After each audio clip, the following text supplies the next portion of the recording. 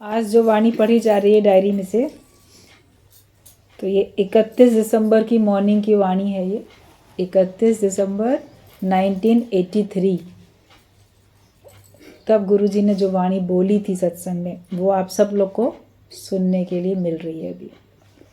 कहा गया है कि जिसने फल की इच्छा छोड़कर जो भी कर्म किया वो सच्चा सन्यासी है। जिसने भी फल की इच्छा छोड़ दी और फिर वो जो भी कर्म करता है तो वो सन्यासी जानने के योग्य है, सन्यासी मानने के योग्य है। आप सोचते हो सन्यासी वो होगा जो घर गृहस्थ छोड़ के आश्रम में जाएगा, कहीं गुफाओं में, कंदराओं में, जंगल में जाएगा, कोई कुटिया बना के रहेगा और वो ये रंग बिरंगे कपड़े पहनना छोड़ के कोई ऐसे गेरुए कपड़े धारण कर लेगा, सब खाना पीना छोड़ के फलाहार करने लगेगा, कंद मूल फल खाएगा या बड़ा सूक्ष्म आहार लेगा, सात्विक मतलब कि शाकाहारी। सात्विक को, शाकाहारी को सात्विक माना जाता है, जबकि भगवान ने सात्विक आहार, राजसी और तामसी का वर्णन किया है अच्छी तरीके से कि जो बासी है, दुर्गंध वाला है, स्वादहीन है, गुणहीन है, वो तामसी आहार होता है। अब चाहे आपके फल भी सड़ गए हों, पुराने पड़ गए हों, सब्जियां, फल बासी, तो तामसी तो हुआ ना वो आहार, भले वो शाकाहारी है मगर फिर भी तामसी के अंतर्गत ही आएगा। तो सन्यासी को लोग समझते हैं कि जो बहुत सादा भोजन करता है और कपड़े भी वो सब ऐसे रंग बिरंगे नहीं पहनता है, वो केवल एक अपना जो ड्रेस है उसकी गिरवे कपड़े की वही पहनता है, तो वो सन्यासी है। वो तो बाहर का है वेश, उसका बाहर से उसका आहार दिखता है, मगर मन के विचार, जब तक मन के विचार आपके सात्विक नहीं होंगे, मन के विचार आपके सन्यास वाले नहीं होंगे, तो आप सच्चे सन्यासी नहीं कहला सकते हो। तो सन्यासी वो होता है जो अकर्ता भाव में रहता है और जिसको फल की इच्छा नहीं होती है। कोई भी कर्म वो करता है वो कर्ता भाव से नहीं करता कि मैं कर रहा हूँ, और किसी भी कर्म को करने के बाद या करने से पहले या करते समय वो उसमें फल की आशा नहीं रखता है। लोग कहते हैं करने से पहले ही हम ये काम करेंगे तो हमें मिलेगा क्या, हमें क्या फ़ायदा होगा, ये करने से मुझे क्या फ़ायदा होगा। तो पहले वो फल की सोचते हैं, उसके बाद कर्म करते हैं। फिर कोई लोग कर्म करने के बाद कहते हैं इतना किया हमें मिला क्या, मतलब फल तो चाह रहे थे ना, इतना सबके साथ किया, इतना रिश्तेदारों के साथ किया, इतना उनके साथ किया, मिला क्या हमको, तो फल चाह के ही तो किया था।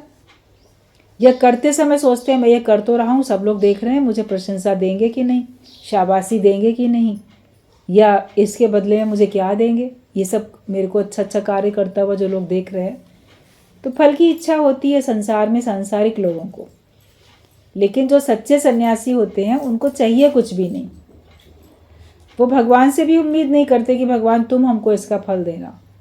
वो अपने को योग्य बनाते हैं अच्छा कर्म करने के, और वो ईश्वर की प्रसन्नता के लिए, सर्व के हित के लिए, अपने मन के संतोष के लिए वो कर्म करते रहते हैं।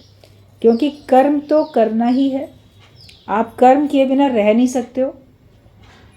शरीर से आप जब तक जीवित हो आपसे अपना कार्य भी होगा, और कभी कर्म नहीं कर पाते हो तो अफसोस भी तो लगता है, देखो अब ना हम चल नहीं सकते, अब हम ये काम नहीं कर सकते, अब ऐसा नहीं कर सकते, तो अफसोस भी लगता है।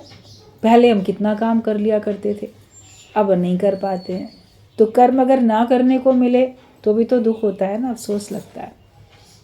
लेकिन जब कर्म करते थे तो मुझे ही करना पड़ता है, और लोग नहीं करते, मैं कब आराम से बैठूंगा, मैं कब आराम करूंगा, तब ये होता था। और अब जब भगवान अगर मान लो लाचार कर देता है तो लाचारी अनुभव होती है कि कम से कम हम कर्म कर तो सकें। तो ज्ञानी कर्म करता है, उसके द्वारा परमात्मा कार्य लेता है। आप जिस कार्य के लिए अपने को उपयोगी बनाओगे, जिस फील्ड में भी, जिस क्षेत्र में, तो वहाँ का कार्य आपके सामने आएगा और आपसे भगवान कार्य लेगा। अपने संकल्प अच्छे रखो, ऐसे सन्यासी भावना में रहो, सन्यास भावना में रहो तो सच्चे सन्यासी हो। अच्छा संकल्प करो बस, केवल आप देखोगे कि आपने केवल एक संकल्प किया और परमात्मा आपका काम पूरा करेगा, आपको वैसे अवसर दे देगा। शुद्ध शुभ संकल्प होने चाहिए। तो जिसने फल की इच्छा छोड़कर जो भी कर्म किया वो सच्चा सन्यासी है। गुरु हमको सबको सच्चा सन्यासी बनाता है। कुछ भी छोड़ने का मतलब भी क्या है? आप सोचो कि छोड़ने का कोई मतलब है क्या? छोड़ने से क्या होगा? आप जहाँ भी जाओगे वहाँ पर शरीर को रहने के लिए कोई स्थान भी चाहिए, शरीर को चलाने के लिए कोई अन्न जल, शरीर को ढकने के लिए कोई वस्त्र चाहिए ही चाहिए। जहाँ भी जाओगे तो छोड़ने का क्या मतलब है? जब भगवान ने आपको जिस घर में रखा है, जिस परिवार में रखा है, वहाँ आप सुरक्षित हो, वहाँ रहो। आपके शरीर की आवश्यकताएं, रोटी कपड़ा मकान सब पूरी हो रही हैं, और वहीं रह के आप ज्ञान को पक्का करके सबके बीच में रह के अपनी चेकिंग भी कर पाते हो। परीक्षाएं भी तो वहीं पर ही होंगी ना। अकेले कहीं चले जाओगे, वहाँ आपकी परीक्षा लेने वाला कोई होगा ही नहीं। आपको कैसे पता चलेगा कि आपके अंदर विक्षेपता आती है कि नहीं आती, आपके अंदर मोह ममता होती है कि नहीं होती? क्योंकि कोई कारण सामने नहीं है। घर गृहस्थ में रहोगे, संसार में रहोगे तो कारण तो सामने आते ही रहते हैं, उसमें आप अपने आप को चेक करते जाते हो। और तो भगवान ने जहाँ रखा है अच्छा रखा, हम अपनी मर्जी से कहीं क्यों जाएं? ईश्वर की मर्जी से अगर मान लो कहीं आपको जाना पड़ा तो आप उसमें खुश रहो। कई लोग किसी भी कारण से अपने घर से अलग हो जाते हैं और उनको कहीं और रहना पड़ता है, तो ईश्वर की मर्जी है, वो तो ज्ञानी है तो उसमें वो खुश रहता है कि ठीक है भगवान जहाँ भी रख दोगे वहीं हम खुश रहेंगे। तो वैसे ज़बरदस्ती अपनी इच्छा से घर छोड़ने का कोई मतलब नहीं है। कि कुछ भी छोड़ने का मतलब भी क्या है? क्या तुम्हारा कुछ है जो तुम छोड़ते हो? हमने ये छोड़ दिया, हमने वो छोड़ दिया, तो क्या वो तुम्हारा है जो तुमने छोड़ दिया? वो तुम्हारा है भी नहीं, है ही सब भगवान का। तुम तो वहाँ मेहमान हो। जैसे कहीं किसी फंक्शन पार्टी में जाओ तो आप मेहमान हो, तो वहाँ गए बैठे, आपने सबसे हंसा बोला बात की, अज्ञानता है तो किसी से शिकवा शिकायत कर लिया, कहीं पे नाराज़ होके चले आए या कहीं पे खुश होके चले आए। लेकिन हो तो मेहमान ना वहाँ पे। सारे संसार में तुम आए हो तो मेहमान की तरह रहो। और अच्छा मेहमान वो होता है जिनके बीच में जाता है उनसे शिकवे शिकायत नहीं करता, उन्होंने जो भी कुछ आयोजन किया उसकी प्रशंसा करके आता है, बहुत ठीक है, बहुत अच्छा है, इतना ही तो कह के आता है ना। उसमें ऑब्जेक्शन लगा के थोड़ी आता है, ये काम तुमने क्यों किया, ये नहीं करना चाहिए था, ये चीज़ें यहाँ क्यों रखी, ये सोफ़ा यहाँ क्यों रखा, ये ऐसा वैसा कह तो देता है कोई। जिनके घर में भी जाता है मेहमान बन के, तो वो लोग उस समय उसकी बात मान के मान लो वैसा कर भी लेते हैं, मगर अंदर से पसंद थोड़ी करते हैं। टोका टाकी अगर कोई बहुत करेगा तो मन में सोचेंगे देखो ये मेहमान है, 4 दिन के लिए आया है, क्यों इतनी टोका टाकी करता है। तो हम दुनिया में आए, 2 दिन की है ये ज़िंदगी, 2 दिन का मेला, तो हम यहाँ पर आकर क्यों टोका टाकी करते हैं? मेहमान की तरीके से रहो और जो है उसको अच्छा करके देखो, और बाकी छोड़ने का कोई मतलब ही नहीं। फिर आप मेहमान बन के कहीं गए, वहाँ से वापस आओगे तो क्या कहोगे, मैंने ना वो घर छोड़ आया, मैं वो कमरा छोड़ आया, मैं वो सामान छोड़ गया। तुम्हारा था कहाँ? उन्होंने तुमको कोई गेस्ट रूम दे दिया, अच्छी सब चीज़ें दे दी, बढ़िया आपको ओढ़ने बिछाने के लिए कोई अच्छा दे दिया, आपके लिए कोई नया भी निकाल के दिया मान लो, तो आपने इस्तेमाल किया वो सामान, तो ये थोड़ी कहोगे हम उसको छोड़ आए। वो बर्तन हम छोड़ के आ गए, वो रज़ाई गद्दा हम छोड़ के आ गए, वो सामान हम छोड़ के आए। छूट तो गया आपसे, लेकिन आप उसका अहंकार थोड़ी करोगे कि मैंने छोड़ा। तो इस सारे संसार में जो है सब भगवान का है, तो हम क्यों अहंकार करें कि हमने छोड़ा।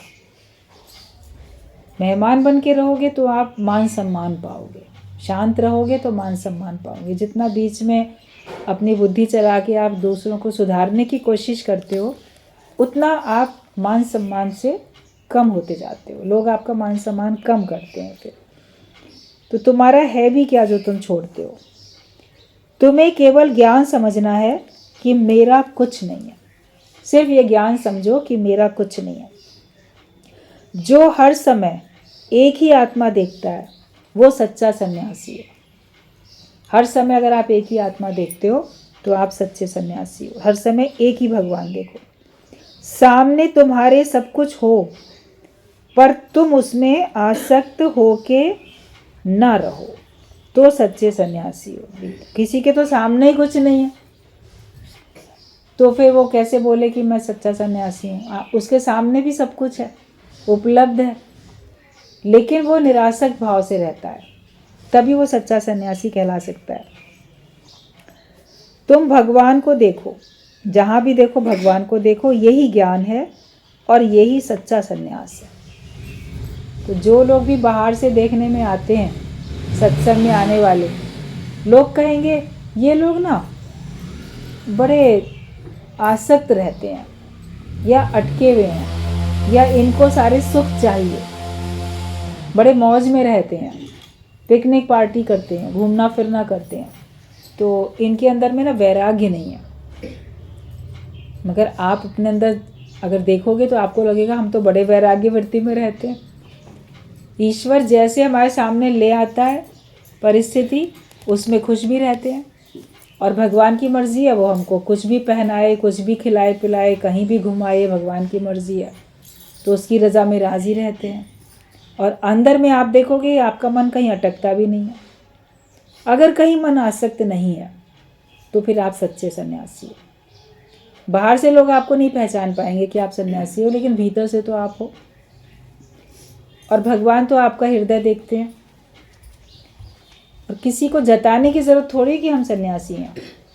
आप सन्यास भावना में रहते हो, और ऐसे साधारण होकर आप सबके बीच में घुल मिल भी जाते हो, हर एक के साथ आराम से बातचीत भी कर पाते हो।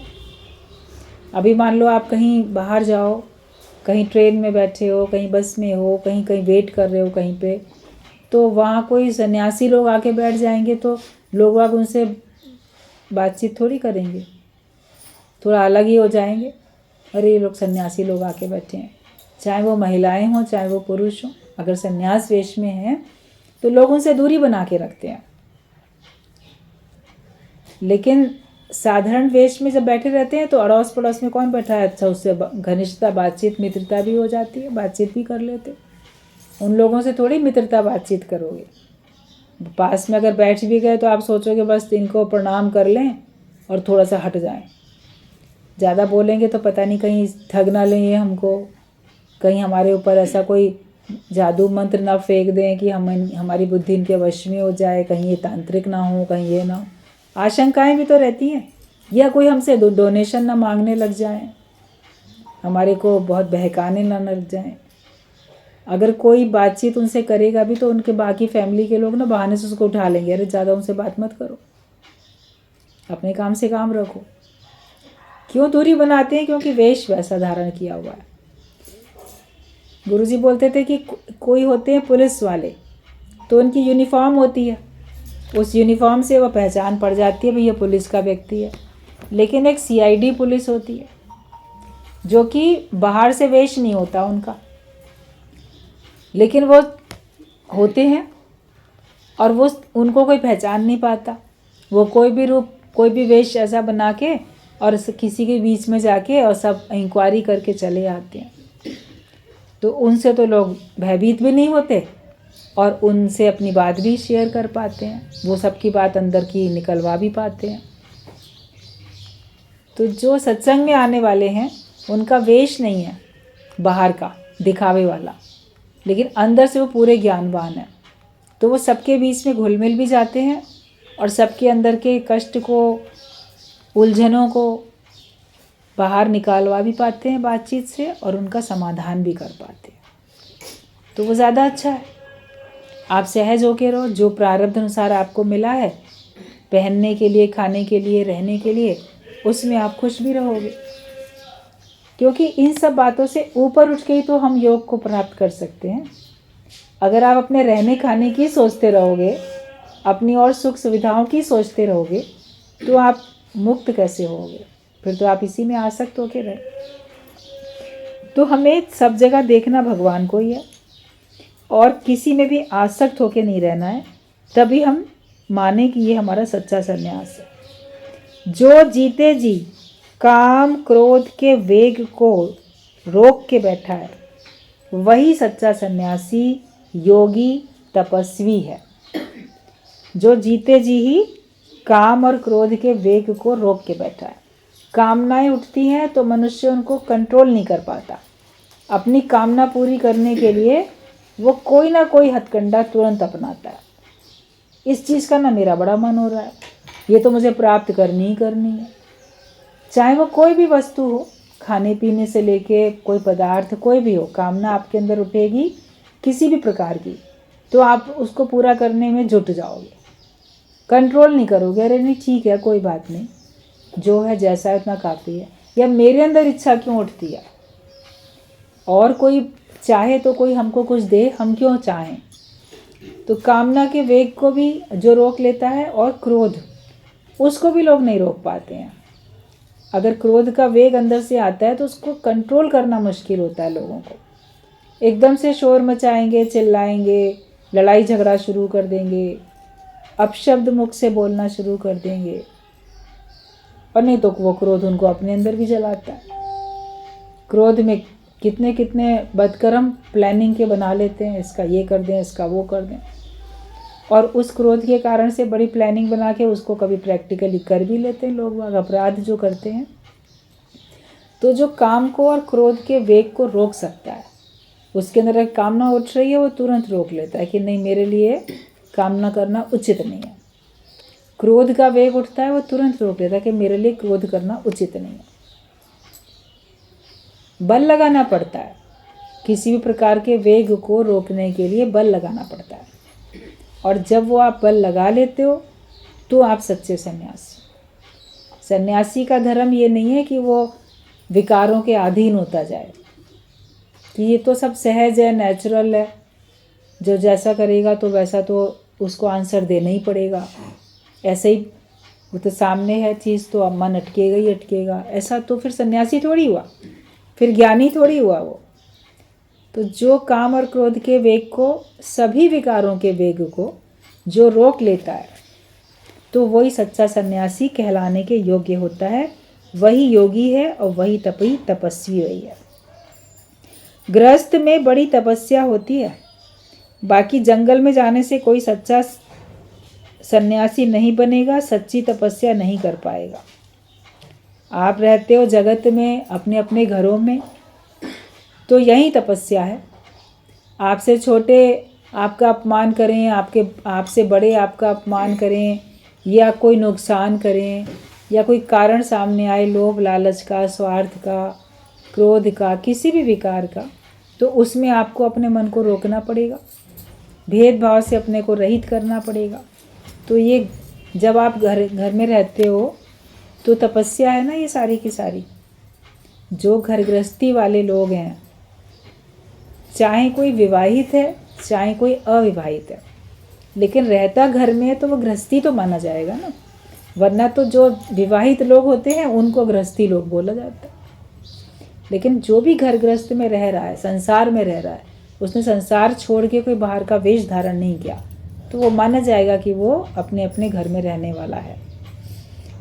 तो उसके लिए तपस्या बहुत होती है, और उस तपस्या में अगर हम पास हो जाते हैं, हम अपने अंदर के विकारों को जीत लेते हैं, तभी हम सच्चे सन्यासी कहलाते हैं।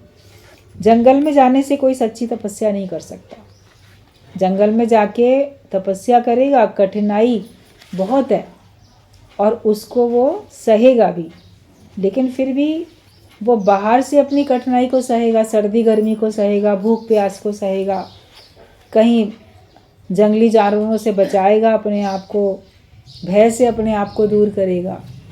वो बाहर से बहुत कठिन तपस्याएं करता हुआ दिखेगा, अभाव में जीता हुआ दिखेगा, लेकिन अंदर में जो उसके विकार हैं, तो अंदर में वो विकारों के अधीन होता हुआ कभी दिख सकता है। उसको पता नहीं चल पाएगा कि मेरे अंदर में अभी क्या क्या है। तो हमें अपने अंदर में देखना है।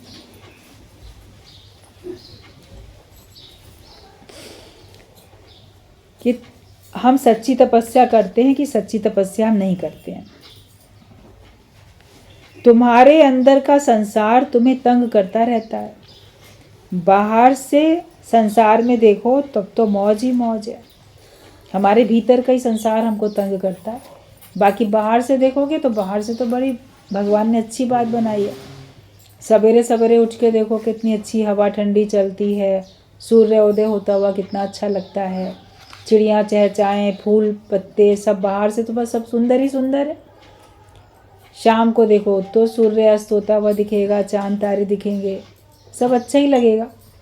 प्रकृति को देखो तो नदी पेड़ पहाड़ सभी अच्छे ही हैं। और लोग भी जो बाहर से आपको मेला दिखता है, कहीं एग्जीबिशन में जाओ या कहीं बहुत कम है, शांति का वातावरण है, तो वो भी ठीक लगेगा। मार्केट में निकलो आपको सब अच्छा लगेगा, बाहर से तो सभी कुछ अच्छा लगेगा, वो आपको कुछ उसमें परेशानी नहीं होगी। तंग तो हमारे अंदर का संसार हमको करता है। जो सारे दिन बैठ के सोचते रहते हो तो किसने तंग किया? हमारे ख्यालों ने ही तो, और हमारे अपने बनाए हुए जगत में जो हमने अपना घर संसार बनाया और जो हमने अपने लोग बनाए, उन्हीं के संग व्यवहार हमारा है, उन्हीं के अच्छे बुरे कर्म, अच्छे बुरे स्वभाव वो आपको प्रभावित करते रहते हैं, वही आपको तंग भी करते हैं। तो बाहर से तो सब अच्छा ही अच्छा है, भगवान ने जो बनाया अच्छा बनाया, लेकिन तुम्हारे अंदर का संसार तुम्हें तंग करता है। तुम बाहर से चीज़ छोड़ते हो पर मन में तो सब वासना भरी पड़ी है। यहाँ मन से वासना का त्याग हो जाता है, बाहर से कुछ छोड़ना नहीं है। सत्संग में ये बात गुरु क्लियर कर देते हैं कि बाहर से तुम्हें कुछ छोड़ के जाने की ज़रूरत नहीं है। घर में बड़े तंग हैं, घर वाले परेशान करें, घर छोड़ के ना कहीं और चले जाएं। हम तो समर्थ हैं, हम तो अपना अलग रूम लेके रह सकते हैं, कोई हमें पैसों की कमी थोड़ी है, हम क्यों एडजस्ट करें, ऐसा भी मन सोचता रहता है।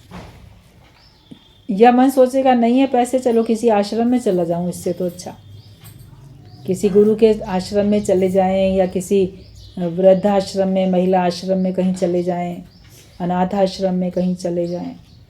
क्यों? क्योंकि अपने घर में जो हो वहाँ पे एडजस्ट नहीं कर पाते हो, मन को मोड़ नहीं पाते। तो किसी न किसी तरीके से मनुष्य वहाँ पे अपने आप को खुश नहीं रख पाता, इसलिए उस स्थान को छोड़ के दूसरे स्थान पे जाने की प्लानिंग करता रहता है।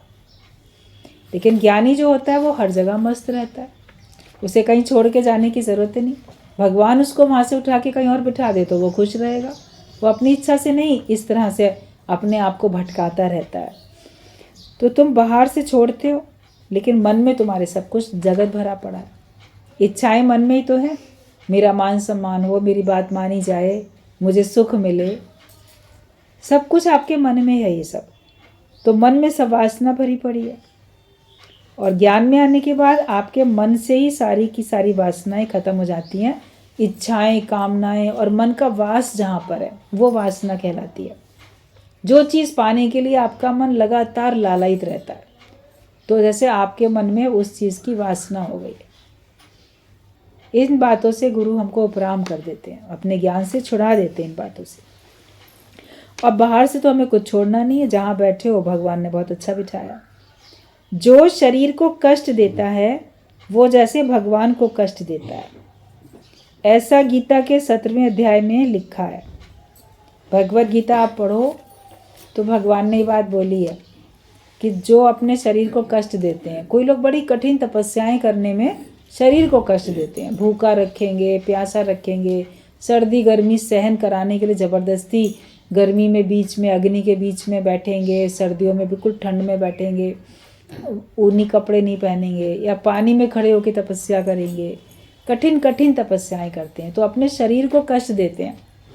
और भी अपने मन से तपस्याएं करते हैं, जिस प्रकार की तपस्याएं शास्त्रों में नहीं लिखी हैं, अपने मन से ही शरीर को कष्ट देते रहते हैं।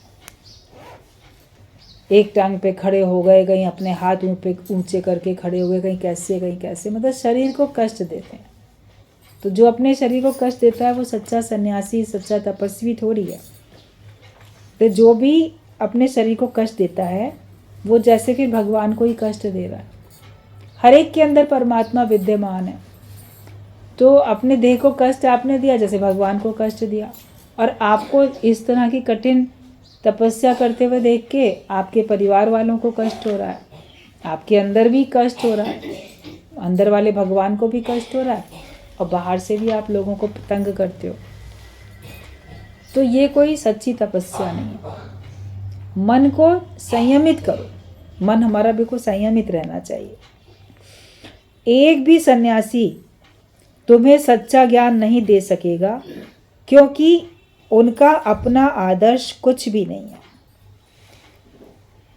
आप किसी सन्यासी के पास जाके बोलो, बाहर से तो बड़ा वेश दिखाई देता है, आप बोलो कि तुम मुझे ब्रह्म ज्ञान दो, तो वो ब्रह्म ज्ञान आपको दे नहीं सकेगा सच्चा, क्योंकि उसका अपना आदर्श भी तो कुछ नहीं है और उसके पास उतना सच्चा ज्ञान भी नहीं है।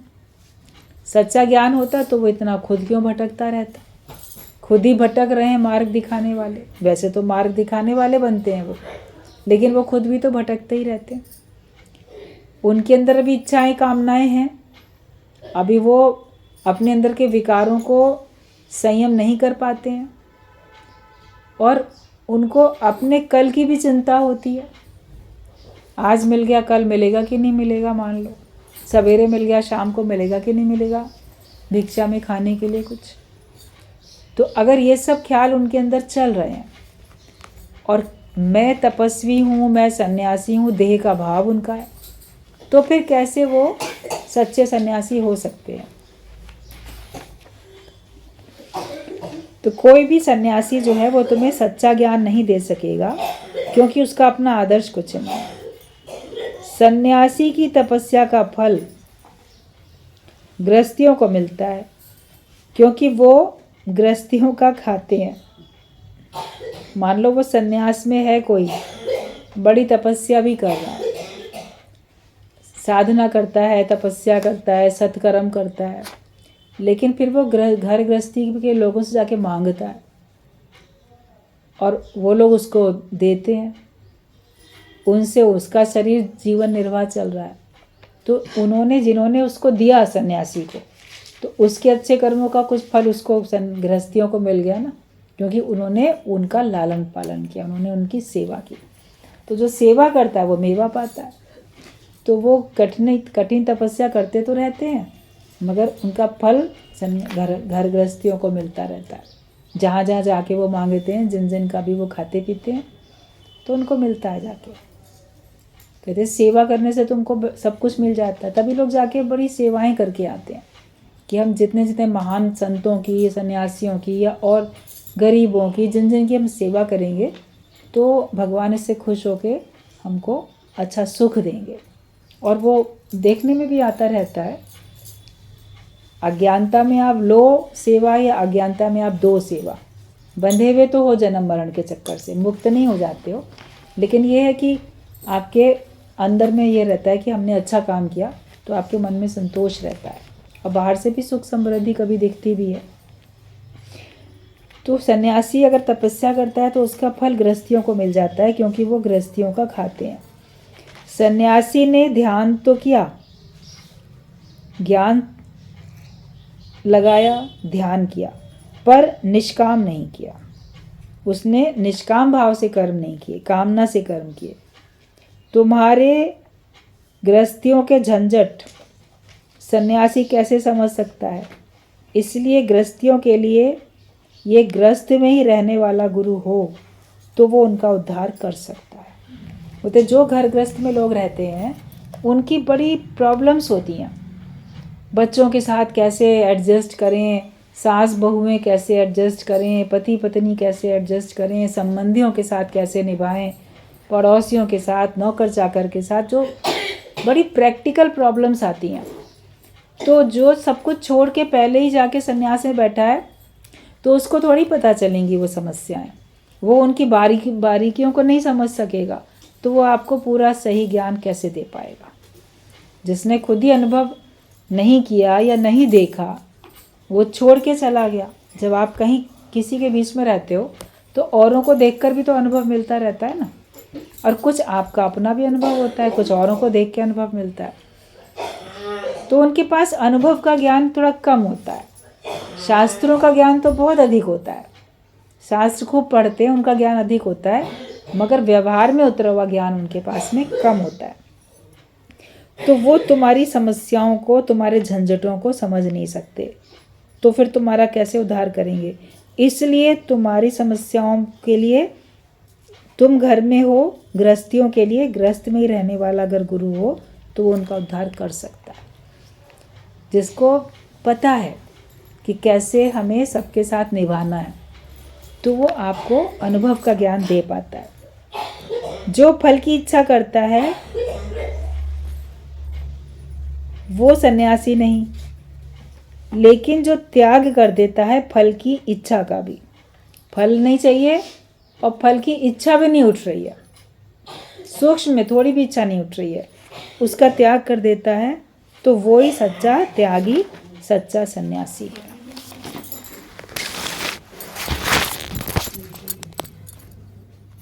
जिनको इतनी खांसी